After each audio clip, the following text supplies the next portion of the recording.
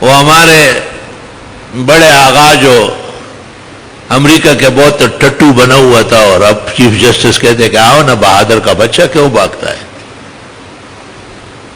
اس نے ایک تقریر میں کہا کہ کراچی میں ایک مفتی صاحب ہے اور وہ داڑھی مونڈے کو مسجد سے نکالتے ہیں. تو ان کا جو خاص معتمد تھا اس نے مجھے فون کیا، کچھ دور کا تعلق تھا، کہ اس مفتی کا نام کیا ہے. میں نے کہا شیخ الحدیث والتفسیر مولانا مفتی محمد ظفر علی خان. کہا وہ تو آپ ہے. میں نے کہا الحمدللہ. مجھے کہتا ہے کیوں نکالتے؟ میں نے کہا پہلی بات تو یہ کہ مسجد سے نہیں نکالتا ہوں، پہلی صف سے بڑے ادب سے احترام سے کہتا ہوں کہ داڑھی والے یہاں زیادہ ہے، لہذا آپ داڑھی والوں کو آنے دیں. لیکن مشرف جیسے آدمی کو نکالنا مشکل نہیں ہے. مجھے بڑے دھمکی سے کہا کہ ٹھیک ہے ہم آپ کی مسجد آ رہے ہیں. میں نے کہا اس اللہ کی قسم جس نے آسمان و زمین بنائے اور جس نے اسلام کو سچا دین بنایا، کہ میں نے اگر تمہیں 3 صفوں کے باہر نہ کھڑا کیا تو آئندہ میں ممبر و محراب میں نہیں جاؤں گا. میں نے کہا اس اللہ کی قسم کہ ابتدائی 3 صفیں ہمارے طالب علم جن کے کپڑے بھیگے ہوئے ہو، پھٹے ہوئے ہو، کمزور آج وہ کھڑے ہوں گے، اور آپ کا یہ جو ملک کے اوپر متسلط ہے یہ 3 صفوں کے بعد ہوگا. اور داڑھی مونڈے تو دوسری صف پہ کھڑے ہو جاتے ہیں. تو مجھے کہا ستاسو اور بانی سوزی ماں بدل مور پادگا اور مانڈے. مطلب یہ کہ آپ کا کیا جائے گا، مجھے نقصان شدید ہو جائے گا. مشرف کہے گا ایسی جگہ لے گئے پٹوانے کے لیے لائے تھے، ادھر مولویوں کا تو نام بڑھ جاتا ہے. چنانچہ اسی طرح کا ایک واقعہ ان کے ساتھ پیش آیا، اور اس واقعہ کا رنگ تو علیحدہ ہے لیکن حقیقت یہی ہے کہ وہ کھلاڑیوں کو بلا لیا. اس زمانے میں انضمام الحق جو ہے وہ کھلاڑیوں کا بڑا تھا اور اچھی جگہ 2-4 دفعہ جیت گیا تھا. تو اس نے بلایا کہ اپنے ساتھیوں سمیت آؤ، مجھ سے ملاقات کرو اور کچھ انعام و اکرام بھی کر دوں گا.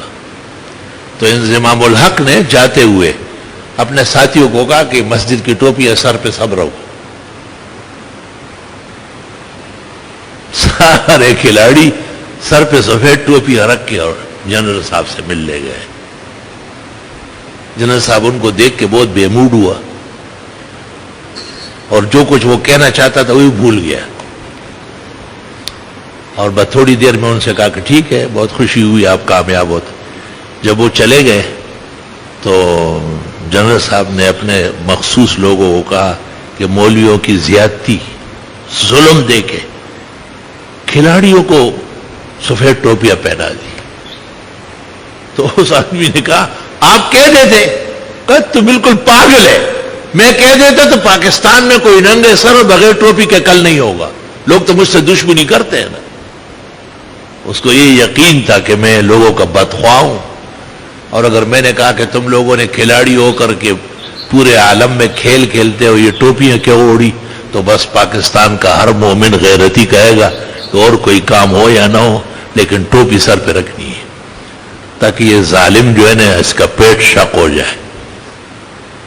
ایمان مختلف رنگوں میں اور مختلف شکلوں میں اللہ مسلمان کو نصیب فرماتے ہیں، اور مسلمان کے جب آزمائش کا وقت آ جاتا ہے تو ایمان کی غیرت سے اور ایمان کی طاقت سے اللہ جل جلالہ عما نوالہ اس کو بچا لیتا ہے. اس لیے میں عرض کرتا ہوں کہ اپنے محور سے، اپنے مشائخ سے، اپنے عقیدے سے پختہ رہو اور آگے پیچھے مت ہو. بہانے ہمیں بھی ناراض ہونے کے بہت مل رہے ہیں اور لوگوں کو بھی مل رہے ہیں. بہانہ تو اگر بنانا ہے تو سیکنڈ میں بن جائے گا. وہ کہتا ہے نا کہ ایک شیر پانی پی رہا تھا نہر پہ، اس نے دیکھا کہ پیچھے جا کے ایک بکری بھی پانی پی رہی ہے. تو شیر کو بھوک لگی اور ویسے ہی بکری کو دیکھ کے اور بھوک بڑھ گئی. شیر آج کل لوگوں کو کھانے کے لیے بدھ کو میدان میں آ رہا ہے. تو وہ خود کہتے کہ شیر دھاڑے گا اور دراڑے گا. پہلے تو یہ عقل پیدا کر لیتے کہ کسی حلال جانور کا نام رکھ لیتے. شیر تو مردار ہے.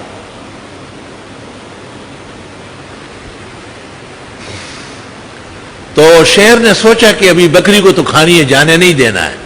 کہتا آپ اس وقت پانی پینے آئی جب میں پانی پی رہا ہوں اور میرا پانی تم نے گدلا کر دیا. حالانکہ وہ غریب نیچے پانی پی رہی ہے، یہ اوپر ہے. اس کو کہہ رہا ہے کہ نہیں، نیچے سے بھی یہاں میرے پانی میں میں نے دیکھا کہ گدلا پن اور مٹی آ گئی ہو، تم صبر کرو گا. یہ بہانے ڈھونڈنے، بہانے نہیں ڈھونڈنا چاہیے. بہانے قریب آنے کے لیے ڈھونڈو، دور رہنے کا بہانہ تمہیں نقصان پہنچا دے گا، پھر واپس آ نہیں سکو گے. یہ بھی یاد رکھو.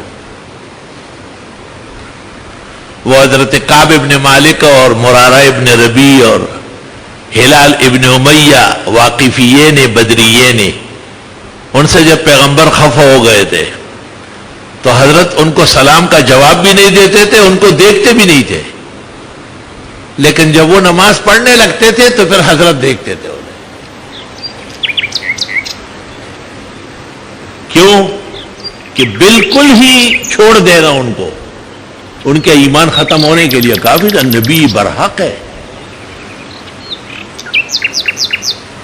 ایک زمانے میں حکیم الامت مولانا اشرف علی صاحب اپنے خاص خلیفہ خواجہ عزیز الحسن مجذوب سے خفا ہو گئے تھے. تو حضرت گاہ بگاہ اس کو دیکھتے تھے جب اس کا خیال نہیں ہوتا تھا، اور جب وہ دیکھتے تھے تو مولانا اشرف علی نظر ہٹا لیتے تھے. تو خواجہ عزیز الحسن فطری شاعر تھے، بہت اچھے غزلیات و قصائد انہوں نے کہے. انہوں نے برجستہ شعر کہا کہ یوں نظر تو ہم پہ ڈالی جائے گی اور ہم نے جو دیکھا ہٹا لی جائے گی. لا الہ الا اللہ.